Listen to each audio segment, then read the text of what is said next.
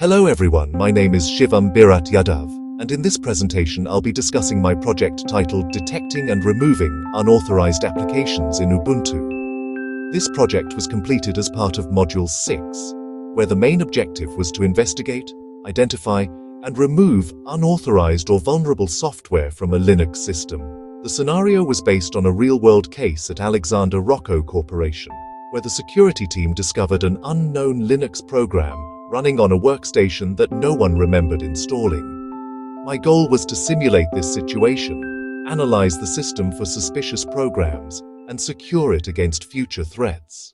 To begin, I set up a fresh Ubuntu 22.04 virtual machine and intentionally installed outdated or potentially insecure applications such as Telnet, Netcat Traditional, and FTP, along with a small custom program that contained a deliberate vulnerability.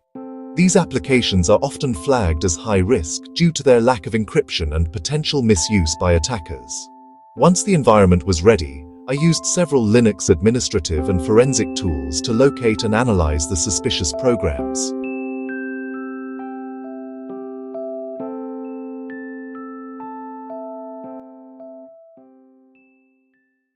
For system analysis, I used commands like ps, netstat, and lsoff to identify unusual running processes and open network connections. The dpkg command helped verify which software packages were officially installed. For deeper inspection, I used strings, file, and GDB to examine binaries and identify unsafe code patterns. Finally, chkrootkit, ClamAV, and Lynis were used to perform comprehensive security scans and audits to detect any malware, rootkits, or misconfigurations.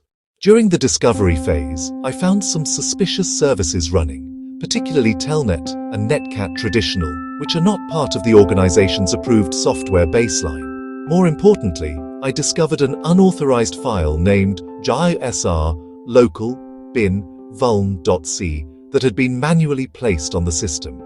This binary was not part of any installed package, suggesting it was an untracked or custom executable.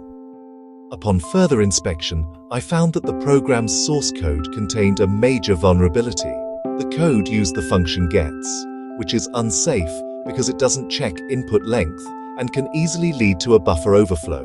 When I tested it in GDB, entering more than 8 characters caused the program to crash, confirming the vulnerability.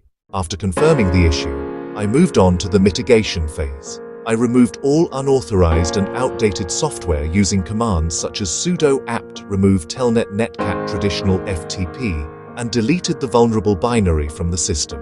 Then, I performed thorough malware scans using chkrootkit and ClamAV. Fortunately, no rootkits or malicious files were found, indicating that the vulnerability had not been exploited yet.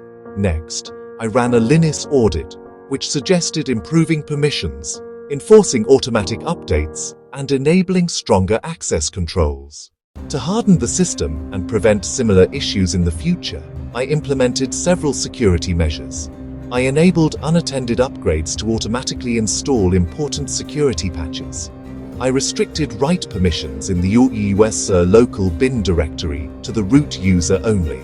I also locked the system's package sources to official Ubuntu repositories to prevent unauthorized installations. Finally, I configured App Armor, which helps limit what applications can execute, providing an additional layer of defense against unapproved software.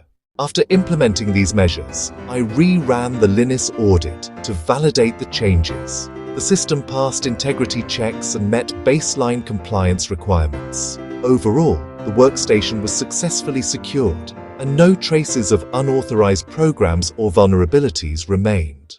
In conclusion, this project demonstrated the complete process of detecting, analyzing, and removing unauthorized applications in a Linux environment. It also showed how proactive system monitoring and hardening can significantly improve organizational security. My final recommendations for management include maintaining an approved software baseline, conducting regular integrity audits, implementing application whitelisting through AppArmor or SE Linux, deploying intrusion detection systems for real-time monitoring, and restricting administrative privileges. By following these best practices, organizations can minimize the risk of unauthorized software compromising their systems. Thank you for watching.